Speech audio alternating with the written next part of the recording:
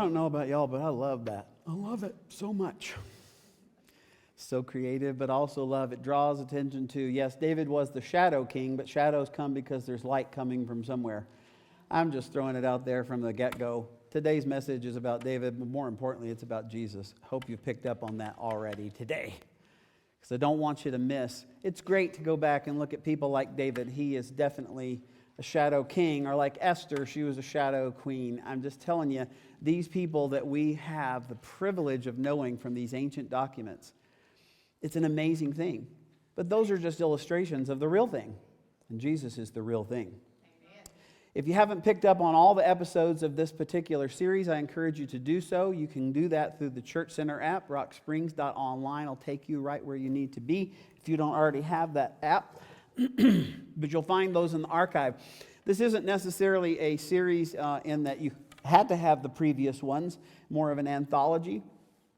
But we're going to look at David's life. We're going to fly out to about 30,000 feet and look down on his life overall today. Not just the times whenever he was out there facing giants with the faith that God had given them, or running for his life from Saul, or learning from a significant woman in his life. So did any of you get to tell the story? Way to go, Abigail, last week? Yeah. Okay, 3 of you did. I don't know. I thought it was pretty significant, but anyway, here's something that I've discovered that sets us in motion, and that is over time and watching people in different situations, celebrities, sports figures, pastors, leaders of all different kinds. It's the funniest thing that the more we try to make ourselves look bigger in somebody else's eyes, the smaller we actually appear to other people. Like, if you have to walk into a room and tell people that you are all that in a bag of chips, you're not, okay? The thing is, the more that you puff yourself up, the smaller you get. And yet we're all prone to wanting to, I gotta stand taller, which is why I wore my boots today. 2 reasons. I did not want cold feet while I was preaching, and I wanted to be at least 1.5 inches taller than I really am. That's a truth. But here's also a truth, and it's the opposite. And that is, the smaller that we attempt to make ourselves in terms of influence, trying to help people, the smaller and the less we make of ourselves, it's the craziest thing. And you can go back and check my notes and check your notes. The smaller that you make yourself, the bigger your reputation tends to be. What do you know? The smaller we try to appear, the larger, more influential we become with other people. Now, that's not a hard and fast rule. It's not always that, but it is. Just like Solomon and James had proverbs that they shared with us, I would say that is a proverb or a proverbial thing. I mean, that happens in real life and it happens in fiction. How many of you, well, that might show who your real Marvel characters are, but I don't know if y'all know this, but Captain America is my guy. My pajamas even have Captain America on them. Am I right? Yeah. I wear them around the house. Yeah. He is a good example in fiction. The less you make of yourself, the more influential you become. If you're into the Lord of the Rings, anybody ever read that? Anybody ever seen the movies? Does the name Aragorn mean anything to you? Legolas? Yeah. People in real life, I have deep respect, even though I've never met the man. Gary Sinise is huge to me, because even though he had all kinds of fame, he turned his fame around to honor those who've given a lot more than he has ever given, and he will say that. But it makes me have such respect for him. Back whenever he was playing football, J.J. Watts, whenever Houston got flooded, and he did everything that he could within his power to use all of his influence and his money and his high profile. He did that not for himself, but to help other people. The list goes on and on. You can pick people who, and I'm telling you, you can go back to even the ones that are the fictional characters. This is not to say that people who make themselves smaller or try to, de-emphasize themselves are without fault. That's not the point. But I do find that more admirable than someone who comes in and tells me that they're God's gift. Yes? Anybody? I need somebody to talk back to me today. Because here's what I've noticed is that I haven't always been the age that I am. That is probably the most profound thing I will say today. Okay. In just a few short months, I'm going to be 63, which blows my mind. But here's what I have come to understand in my various chapters is that one of the best measures of individual maturity in having worked with people for so long in so many situations, one of the best tests of individual maturity is how people actually handle authority, how they handle power, how they handle influence. Because at some point, here's what I would say to each one of you, and I've said this for many years, and I will say it to you as well, and that is, at some point, you will be the most important person in whatever room you're in. You go, no, not me, because I'm not a leader. You can call it what you want, but at some point, everybody will be looking at you. You will have the authority, you will have the power, you will have the influence. It might happen in all kinds of situations. It might be roles that you chose. It might be a role that was actually thrust upon you because no one else would pick up the responsibility. It might happen differently in different chapters of your life, and I'm looking at a lot of our young people. Young people, you have no idea. I mean, do as much preparation as you can. But I'm saying you're going to be put into situations you had no conception that you would be in that spot. Be ready. Be ready. It might happen in your classroom. It might happen in the locker room. It might happen on your job site. It might happen in your kitchen or your living room, not just with your family, but friends who have gathered there. It might be happening on a ball field. And do you know that God even works in pickleball? I didn't know if y'all knew that, but He does. But here's what I'm trying to get you to understand, and hopefully you will lean in and listen, pardon me, to what I'm talking about today.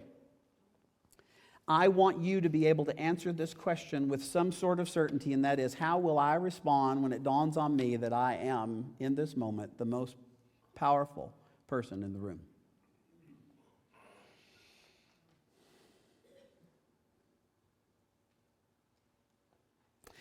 I'll say it again flipping the coin over. You need to know what that is, but you also need to know how to respond when you're not the most important person in the room. Because someday someone will be more important than you in the room, and you will, I wrote it in my notes, don't you hate it when any powerful or influential person, be that a leader, a coach, the captain of the team, a parent, a boss, or a politician or whomever, don't you hate it when they leverage their influence for their benefit and they neglect the people that are around them? Doesn't something just go off inside of you? You go, that is not right.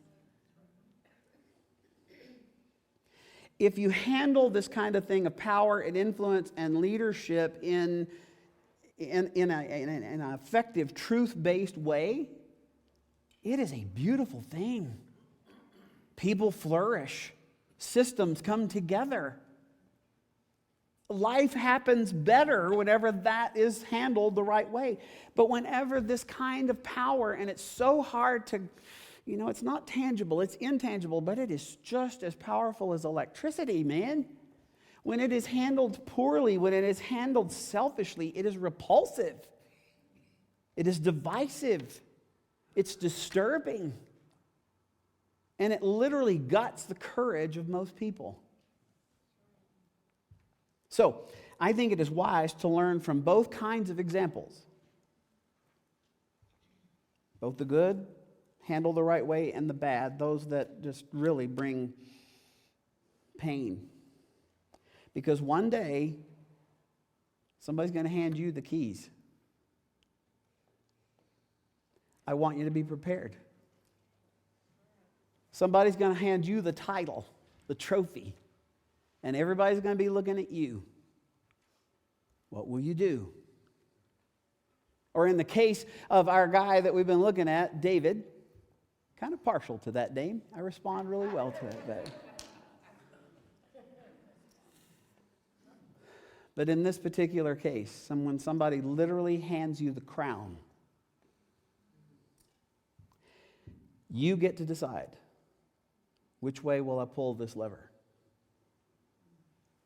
David was faced with this time and time again. We've kind of seen some of that in all the stories we've told so far. But today, I just want us not to look so much at an event that happened in his life as much as it is the path that he continued to follow. I truly believe this is why he is referenced as a man after God's own heart, patterned after God's own heart, a man who's chasing after God's own heart. Because you remember, there was a story before he became the story. He had a family just like you and me. How many of you are an only child? I just want to see how many people can be sympathetic to my situation. Okay, there's 2, 3, 4. Okay. Yeah, I'm not sensing a lot of sympathy in the room. Yep. Just on the other end of the scale, anybody have 7, 8, or 9 siblings? There's a few hands. God bless you. I have no conception of what that would be like. Fun. When David was roughly 13 years old, and that's one of our favorite times as adults, is whenever human beings are around 12 or 13. We go back and look at his story, and there's a guy named Sam. A lot of you're very, very formal. His given name was Samuel, but his friends called him Sam. Okay. Sam, who happened to be in the same line of work that I'm in, and that is, trying to be a leader of people spiritually. Sam visits this family down in Bethlehem. Well, Bethlehem's it's not that far. It's about 5 to 6 miles from Jerusalem, which was the center of all the activity. Anyway, he travels down there to Bethlehem, which would literally become known as the city or the town of David. Wow, I don't have one of those yet. I want a town of David. Anyway, Samuel's the prophet. God sends him on a secret mission.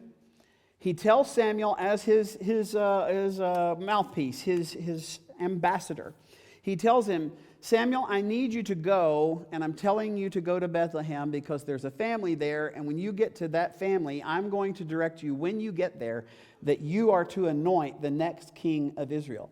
But I don't want you to tell anyone why you're there. Okay, those are fun times. So he goes to the house or the family of Jesse. Everybody say Jesse with me. Jesse. This is David's dad, okay? Samuel invites Jesse and all the kids that are at the house to come hang out with him because they're going to have a kind of like a church party. They're going to have sacrifices and prayers and all that. They're going to honor God. Whenever you invite me to your house, we're not going to have sacrifices unless you mean that we're going to have steaks. That's what I think. Okay?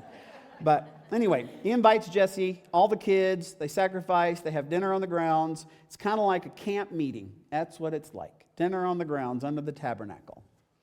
Now, here's what's odd, is that Samuel has been asked to do this by God while Israel has a king. His name is Saul. We've already established that. Israel already has a king, but Samuel is given this assignment that you need to go and anoint the next king. All right. Jesse goes through all of his sons, introducing him to Samuel, but he doesn't bring David into the mix. He doesn't bring him into the conversation because the little runt, the 13-year-old, is out actually working while the rest of them are eating, and he's herding sheep. Okay? So Samuel assumes, as I would if I were given this assignment, that it's like, I'm going to be introduced to this family of Jesse. It's got to be the eldest son because that's the way things just work. So Jesse brings out his eldest son, and Samuel's saying, God, is this the one? And God says, no. And then he goes through all the sons, and there's a bunch of them. I'm picking up in your notes, and they're on the screen. This is written in the book of 1 Samuel chapter 16, verse 6. When each one of these arrived, each one of these boys, each one of these young men, when they arrived, Samuel looked on Eliab. I'm not Hebrew, so I just don't know how to pronounce these. Just call him Eli, okay? Sam looked on Eli and thought, surely the Lord's anointed is right here before the Lord. But the Lord said to Samuel, do not consider his appearance or his height, for I have rejected him. So apparently he was taller than the average guy. Okay? The Lord does not look at the things people look at. People look at the outward appearance, but the Lord looks at the heart, who he is, the thinking, deciding, feeling part of him. This is a good place to just give some good words of advice. Okay? It's what's inside a man that makes a man. That's right. Yep. So ladies, I'm telling you, do not be fooled by the outward appearance of a man or what cologne he is wearing. Do not be. Okay? And I would say just as surely, it's the heart of a woman that makes a woman. So guys, do not be fooled. Never mind, guys, we're hopeless. There is no other way. Sorry. It is good advice. We just always forget it. Okay.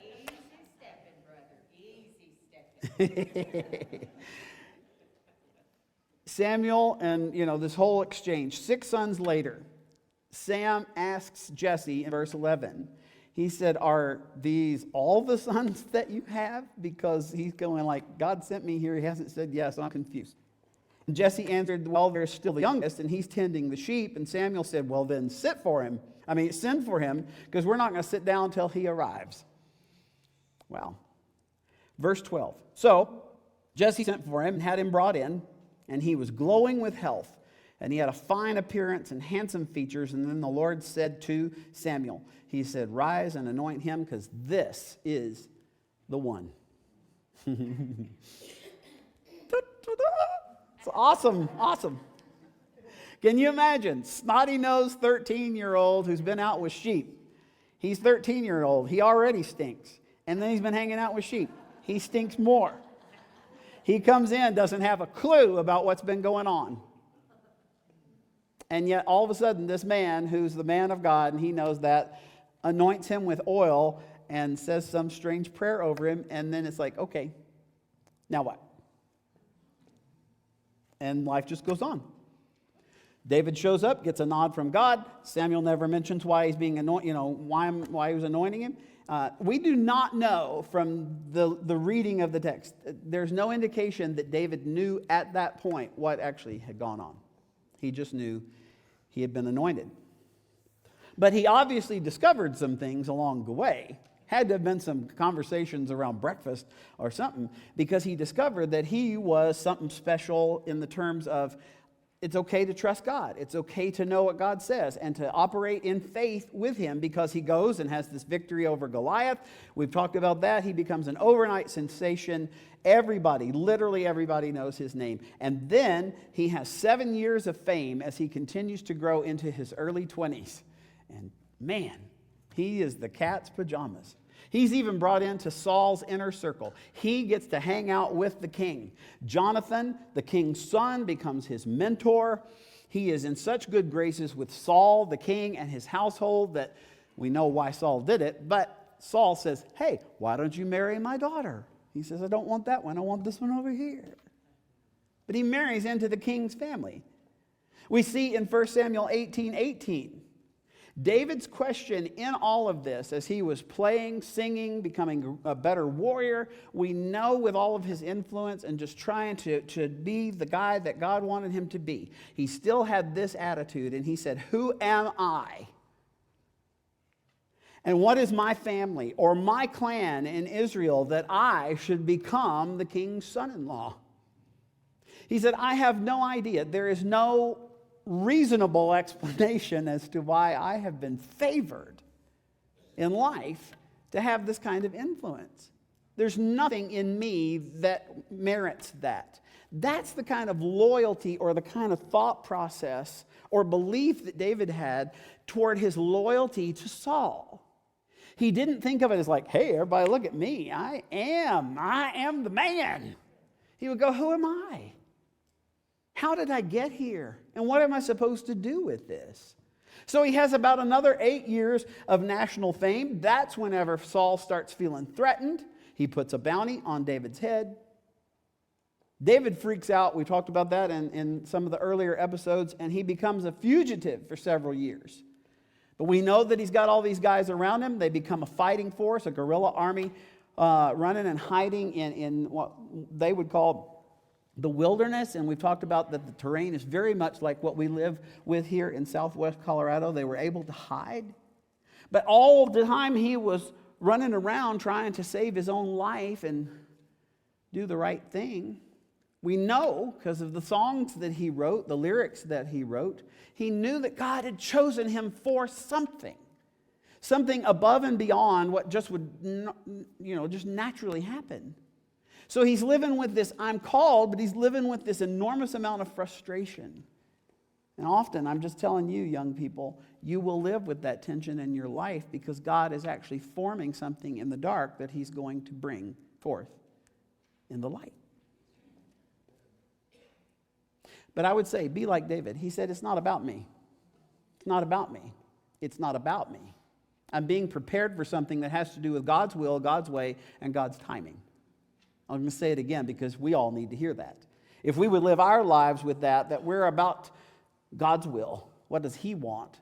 That we're about God's way. Let's do it not the way that feels good to us, but do it the way that he instructs us to do it, and to do it in God's time. Man, as far as I'm concerned, this David talking, that's probably the most difficult thing for me.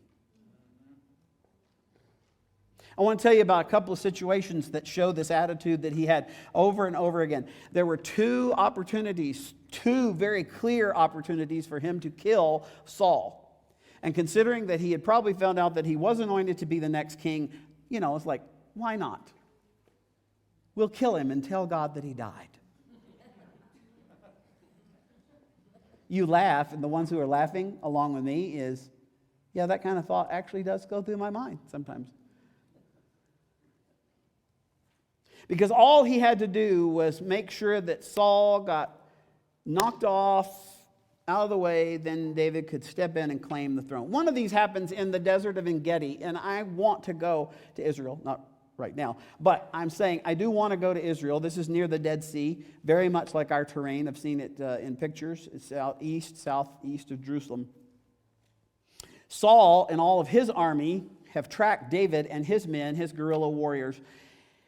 He's been tracking David, and he thinks he's got him trapped, so they're closing in. I've told this in a recent message back earlier this year, but this story just needs to be told again. Because Saul, and I love this, I love the honesty of Scripture. And that is, Saul's on the move, he's got David trapped, he thinks, and right in the middle of what you got to do, there's sometimes you just got to take a pit stop. Because you can be all dramatic, but sometimes when you got to go, you got to go. Okay? Some of you are going, I thought this was church. We're not supposed to talk about that kind of thing. Bible talks about it. So David and company have been keeping an eye on Saul and company as they think they've got David, pinned down. David and a small contingent of his guys are actually huddled deep in a cave, and there are a bunch of caves in the En-Gedi region. Of all the caves that Saul could choose to go and do his business in, it's the cave that David and his troops are in. So, I'm not going to riff on this because I'll get myself in trouble. But I'm just saying, this is crazy. You got to see, they're way back in the dark. Saul comes in, and they have literally, they're going to catch him with his pants down. That's what they're going to do. That's all. You can read for it yourself. 1 Samuel chapter 24. David's men and David are watching all of this, and they say to David, and I'm sure they were whispering, it's like, this is the day.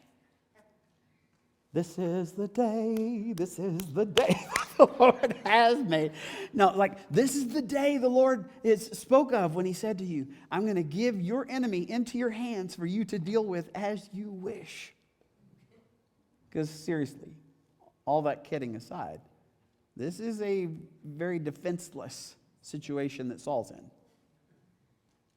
And David, for just one moment, thinks that what these guys are whispering in his ear is a really, really good idea.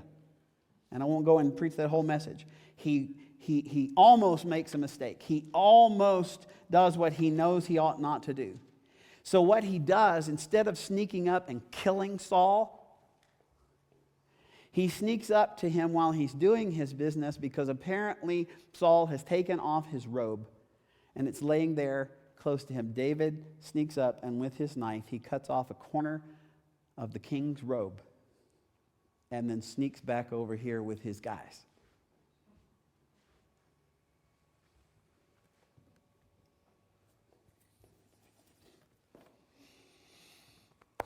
Verse 5. After all of this is wrapped up, David was conscience-stricken for even having cut off the corner of the king's robe. Crawls back to his men, and he says to them, "The Lord forbid that I should do such a thing to my master, the Lord's anointed, or lay my hand on him, because he is the anointed of the Lord. I didn't have anything to do with it. I don't have anything to do with making that not so." Now, Saul finishes up his business, pulls himself back together, heads out, goes down from the cave, gets back on, and they take off. And just before they start riding out of sight, David goes to the mouth of that cave, looks down on them while they're about to ride off, and he does something real manly, I'm sure, like, "Yoo-hoo!" And apparently they were close enough. He is waving the corner of his robe that he had cut off. He's waving it. Everybody, all the soldiers, all Saul's soldiers look up and they start putting two and two together. And they realize what David could have done, but he did not do. And David speaks loudly so that everybody can hear. He says, "May the Lord judge between you and me, Saul. And may the Lord avenge the wrongs you have done to me, but my hand will not touch you." Because he said, "You and I both grew up the same way, and as the old saying goes, from evildoers come evil deeds, so my hand will not touch you." This message is for me. If y'all don't get anything out of that, I'm sorry. That's one of the toughest things I think you could ever do. But here's another one. Sometime later, and this would be even further south, but southwest of En-Gedi, in the rolling hills of that particular area, David's scouts have tracked Saul's army. Because see, it was this back and forth. Saul's trying to find David. David escapes, but he keeps an eye on Saul's army. They're out in the rolling hills, and apparently there's some hills up on the side. David's scouts actually see that Saul's army is there. They've set up camp, and the way camp was set up in those days is that the king, since he was the leader of the military force, his tent would be in the very center of the camp, and then all the soldiers would put their tents in a complete circle around the king. Y'all with me? That's very important. Okay. They have bedded down for the night in the king's camp, in Saul's camp. Everything's quiet. David is up on one of the hillsides watching the camp, and he notices that it finally settles down. And one of the other things I love about David is that he didn't have to go around saying, that he was a goody two-shoes, because he wasn't. He just tried to be a man who loved God and tried to do the right thing. So he knows that he's not supposed to hurt the king. But this particular passage leads us to believe that his right-hand man's name was Abishai. Everybody say that with me. Abishai. Okay, his right-hand man, he's watching along with David, and I can just hear him saying, it's like, "Hey, Abishai, I got a bad idea. Are you in?" 1 Samuel, verse 26. So David and Abishai went down into the valley where they were all camped out, went to the army by night They had to have gotten through the perimeter. And there was Saul, it says, lying asleep inside the camp with Saul's own spear stuck in the ground near his head. Y'all picturing it in your head? Okay. They've snuck in. They're standing right next to the king. His own spear is right there at hand. Abner, who is Saul's bodyguard, and the soldiers who were supposed to be protecting the king were lying around him asleep. Abishai says, obviously whispering to David, he says, today, God's delivered your enemy into your hands. In other words, the situation is absolutely perfect. Everything's coming together. God must have willed this, which I've told you all before. Just because your circumstances are coming together does not mean that God is in it. Just like when it's not coming together does not mean that God is not in it. But from his point of view, Abishai says, today God's delivered your enemy into your hands, so it's time to power up and take what's yours. If you'll just let me, I will pin him to the ground with one thrust of the spear that he has stabbed in the ground right beside you. David, think about it. Your face will be the last thing he sees. And I'm going to do it so good, I won't have to strike twice. I'm not going to mangle the body. This is going to be awesome. But David, again, we're at the 30,000 foot level looking down, but David whispers back to Abishai, don't you destroy him. Same thing he said before. Who can lay a hand on the Lord's anointed and be guiltless? The Lord himself will strike him, or his time will come and he will die, or he will go into battle and perish. But he says, but the Lord forbid that I should lay a hand on the Lord's anointed. In other words, Abishai, this isn't about me. It's not about me powering up. And I refuse to violate the will of God and the plans of God and the timing of God in order to gain something or grab a hold of a promise or a blessing that somehow benefits me I don't care about anybody else. I am not going to do this just because you or I think it's what I deserve. However, I'm not against having a little fun. So David tells Abishai to grab Saul's spear and his Yeti water bottle that was sitting right there. It's in there. You should read the Bible. It's fascinating. Grab the spear, grab the water bottle, sneak out of camp, and then from the nearby hill, as the sun is coming up, David yells, "Hey, Abner!" And he holds up the spear and the Yeti bottle and he says, "Some bodyguard you are." To which Abner's going, how did he? David said, "You deserve to die for not protecting the king." But David refused to replace what God had put in place because it's God's will, God's way, God's time. The Philistines eventually kill Saul, and they eventually kill Jonathan, who was David's mentor. David mourns these guys because he had respect for them. He mourned them even though they both stood between him and the throne that was apparently supposed to be his. I think it's amazing, and we could stop there, but the story doesn't stop there. He is finally, now that these guys are not a part of the equation, he is proclaimed king in Judah, which is the one tribe that David is a part of. This is his tribe, what he grew up from.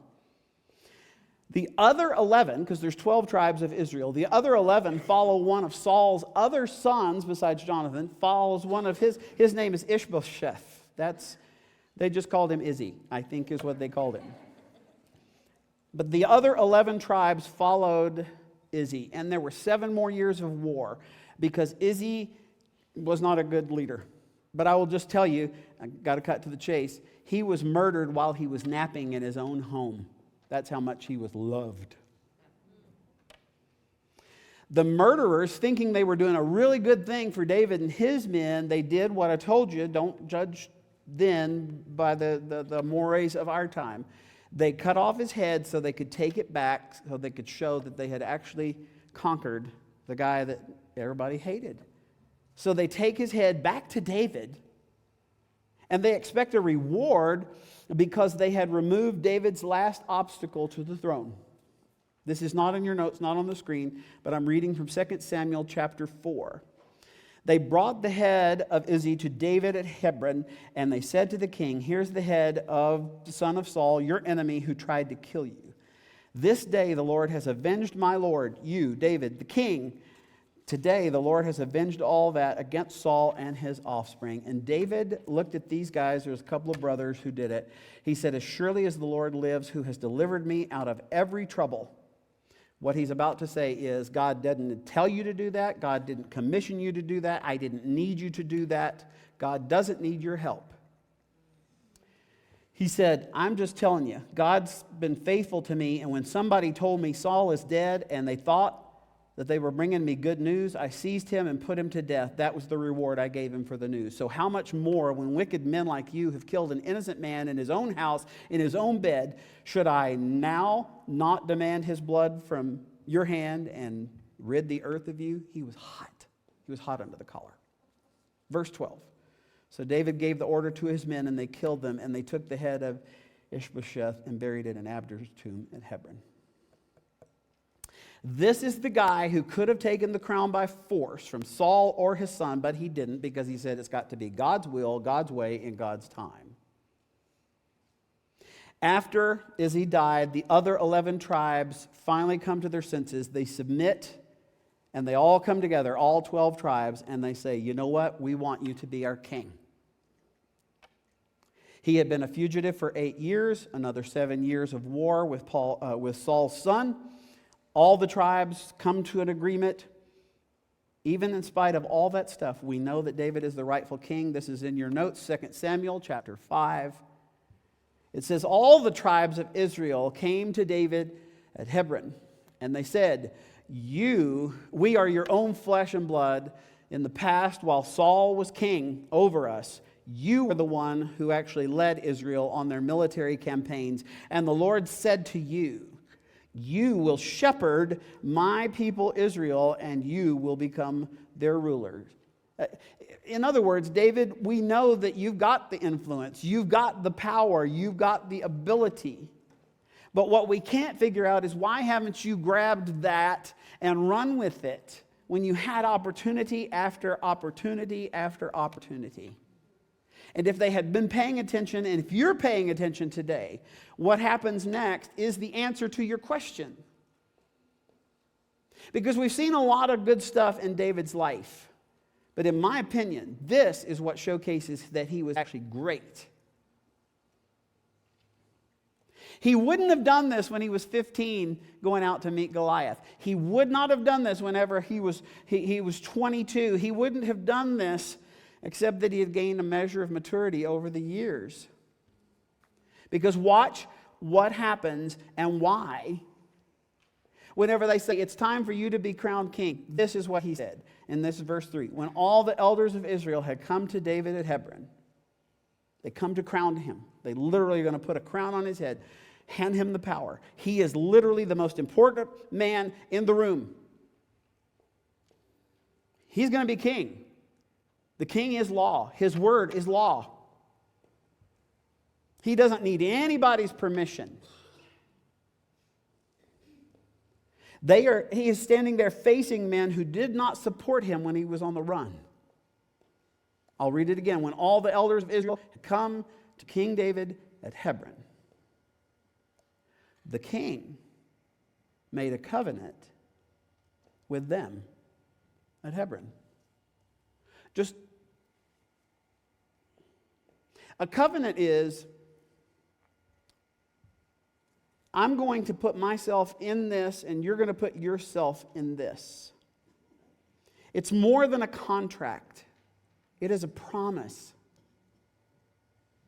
And he says, I'm going to have a covenant with you guys who weren't for me.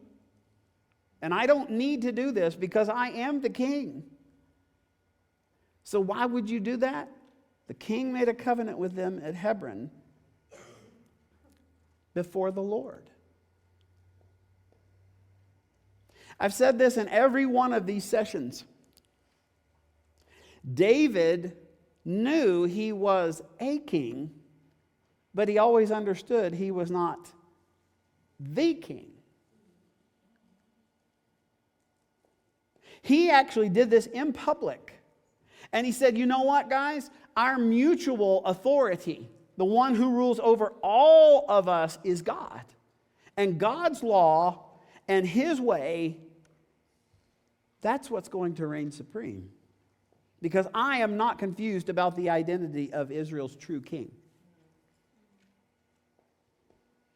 And verse 3 says, so, after this covenant that he gave them, they anointed David king over Israel. He was 30 years old when he became king, and he reigned for 40 years.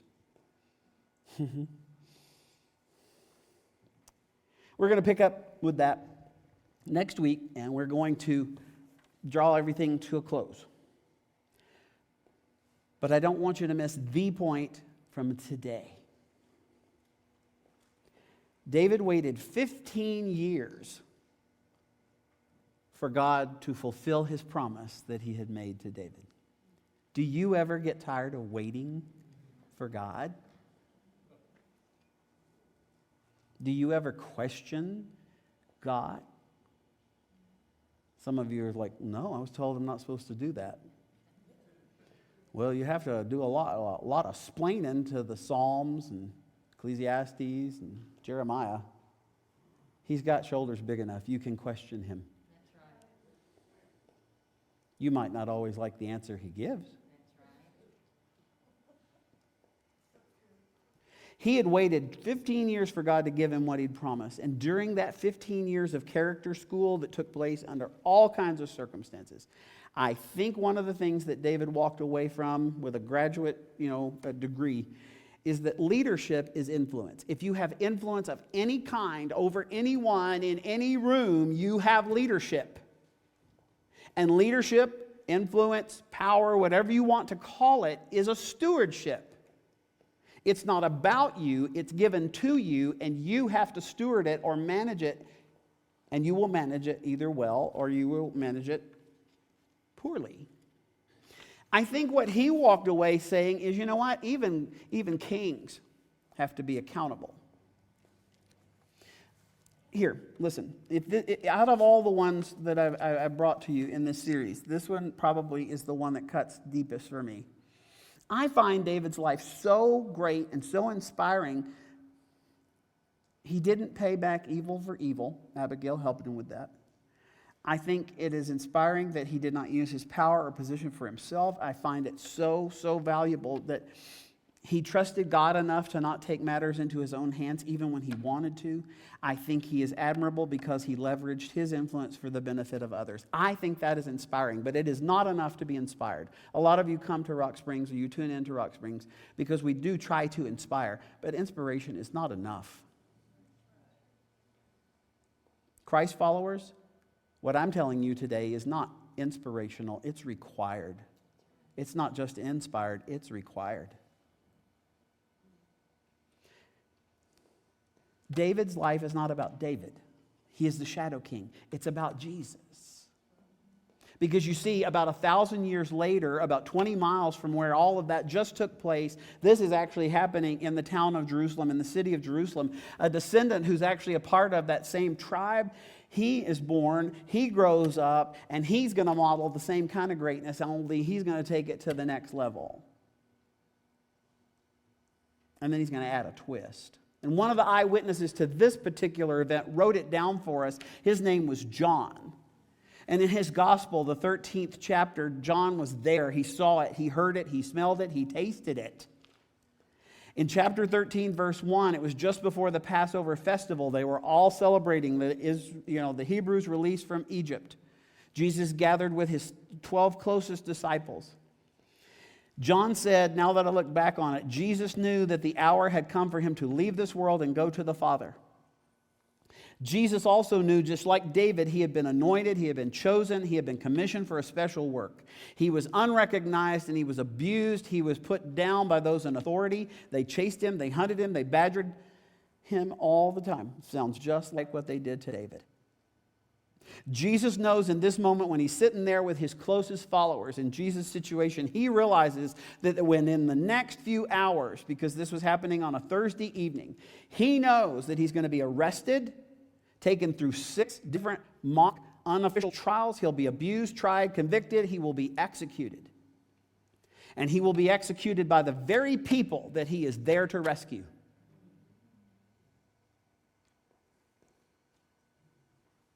He's going to be facing all his enemies, and Jesus will become their ally. In this moment, just like David, Jesus establishes a covenant, but he doesn't do it with just the tribes of Israel. He does it with the whole world. And if you didn't know, you are part of the whole world. He is about to make this covenant. He's going to sign it with his own blood. And that is why, my friends, it is called the new covenant. We do not live under the old covenant. It has been superseded by a better covenant because Jesus is the Savior not only of the world, but of me and you and every rotten thing that we have ever done. He is the New Testament. And what happens next, it moves us from being inspired to what is required. In verse 3, John says Jesus knew that the Father had put all things under his power, Jesus' power, and that he had come from God and he was returning to God. Jesus had the power, even though he didn't have the crown. And that happened all the time he was here. He had the power. The old people of my life used to sing, he could have called 10,000 angels. But he didn't. He had the power, but he did not have the crown. He had the authority. He did not have the title. But I'm just telling you, sitting there with those guys, Jesus is literally holding all the cards, and he decides to do something so radical. That's why John said, you have to know about this. In verse 4, he says, I was there. Jesus got up from the table where we were all sharing this supper. He was the most powerful person in the whole room. And John's kind of asking us, if you're the most powerful person in the room, what would you do? Jesus got up from that meal and he takes off his outer garment. It makes you guys unnervous. Is he going to undress in front of us? It's like, well, okay, imagine the feeling that Jesus takes off his outer garment. He is dressed in the minimal stuff. He ties a towel around his waist. This is so awkward. He's the rabbi. He's the leader. He's the one who's older. There's so much emotion in this room. I'll bet somebody in that group of 12 said, you know, Jesus, we got people for that. Apparently, Jesus just keeps on and ignores them. In verse 5, they said, John writes, he said, and after that he poured water into a basin, and then he knelt in front of each one of us and began to wash his disciples' feet. That's 24 stinking feet. And then he would dry them with the towel that he had wrapped around them. And then he sets the basin aside, and then he puts his clothes back on, and I can imagine Jesus sitting down with a slight little grin on his face. Because I would have been right there with him. I'm just telling you, these guys tended to be a little slow on the uptake. And Jesus says, now that I, your Lord and your teacher, have washed your feet, you also should wash one another's feet. He said, I've set the example. I'm literally the most important person in this room, and I knelt down and washed your stinking feet. I have set an example that you should do as I have done, because very truly, if there is anything I want you to get, that's what he's saying. I tell you the truth, no servant is greater than his master, nor is a messenger greater than the one who sent him. Now that you know these things, are you paying attention, gentlemen?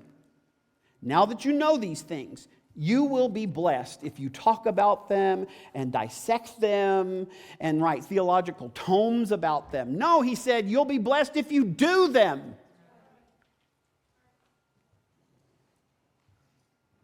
In other words, he said, if I'm not too good to wash feet, then neither are you.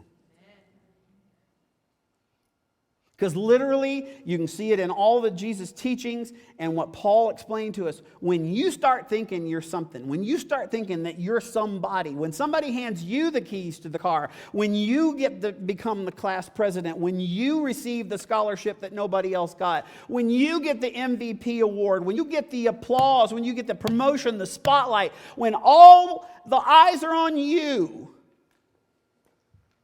when you're handed that crown and the authority and the influence that goes with it, you better be looking for more feet to wash. Because it's not about you. It never has been about you. And the funny thing is that if you keep pursuing it as though your life is about you, you will never have the satisfaction that your soul longs for. It's the funniest thing when you get your eyes off yourself and all the things that you feel and think, and you start living like Jesus asked you to live, and that is to be selfless, to be humble. When you do that, all of a sudden that thinking, deciding, feeling part of you suddenly feels satisfied. I'm just telling you, after all these years, I still say the best indicator of maturity in following Jesus is how you handle your authority, your power, and your influence. And you're going to have your share at some point. Like I said, it's going to be in all kinds of situations, roles, and chapters, in all kinds of environments. What are you going to do? Because you need to decide now.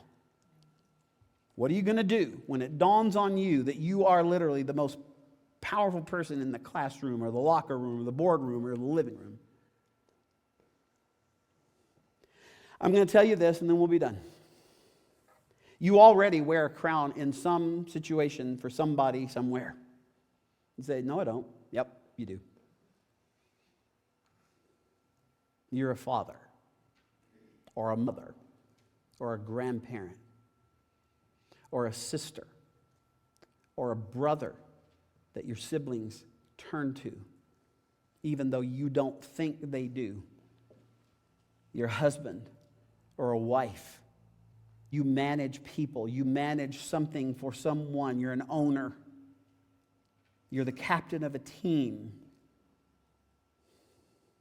You're an administrative assistant. You have authority somewhere with someone. And I tell you, you and I both would be so wise if we would live like David, if we could live like the Shadow King. Because David learned it, but Jesus modeled it. Don't ever forget, these stories are not about David. They're about Jesus. You want something to fill in? Here's what the fill in is today. When you're the most powerful person in the room, you look for ways to leverage your power for the benefit of the other people in the room. When you're the most powerful person in the room, I beg of you, I plead with you, make a commitment to God. God, I am going to leverage the power you've entrusted to me for the benefit of the other people in the room, just like David did, but more importantly, just like Jesus did. David learned it in the desert. Jesus learned a little bit of it in the desert as well. But Jesus modeled it, and he did it from start to finish. And I'm here to tell you, if you're a Christ follower, this is your takeaway. This is not inspirational. This is required. This is the way we're supposed to live. It's not a suggestion. It is a command. You say, how do you know that? Don't ever forget what Jesus said. He said, for even Son of Man, speaking of himself, he said, I did not come to be served, but to serve, and to give my life as a ransom for many.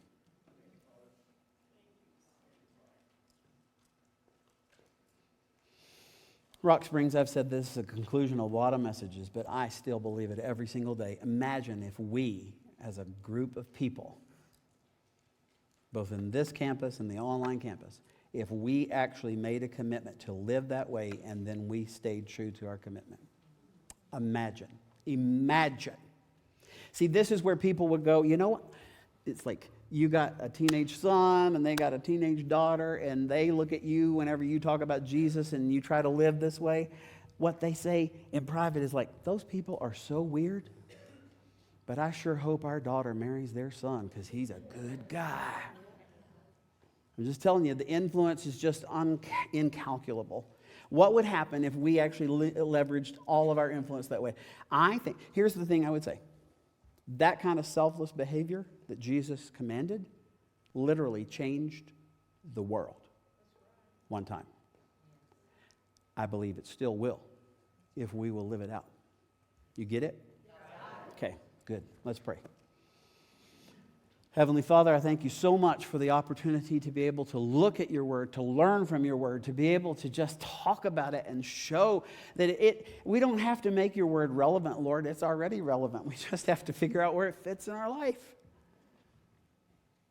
You were trying to communicate to us deep and abiding, eternal truth thousands of years ago.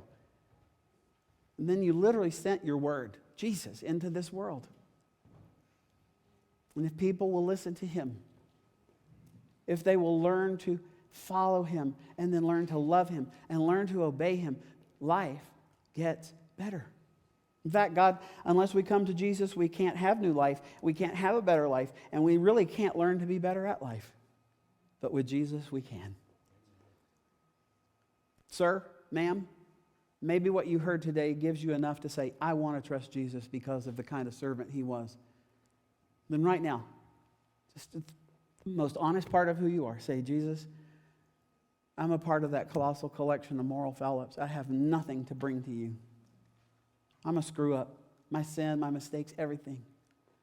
But I bring everything that I am to you, and I surrender it to you. Would you please forgive me of my sin and give me your righteousness instead? Lord, please do that in people's lives. Because that way, we get to be born again and we live a life that never ends. We get our past forgiven. We have a purpose for living. We have a home in heaven. Lord, I pray for my brothers and sisters who made brand new commitments again today. Lord, that's who I want to live like. In this moment, Lord, we're going to punctuate this with a song of victory. We know you've got this in control. Help us to trust you, Jesus. Bless our lives, our families, our community, our world because of what happened here today. And I say it in Jesus' name. Amen.